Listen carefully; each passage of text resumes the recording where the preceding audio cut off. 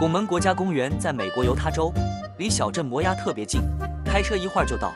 它最牛的就是全世界天然拱门最集中的地方。公园里有2000多座砂岩拱门，大的跨度将近100米，小的也就1米左右。这里全是红彤彤的砂岩地貌，看上去特别像外星球。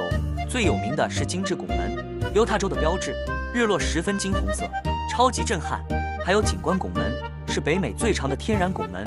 另外像南北窗拱门、法院塔、平衡石也都特别有看头。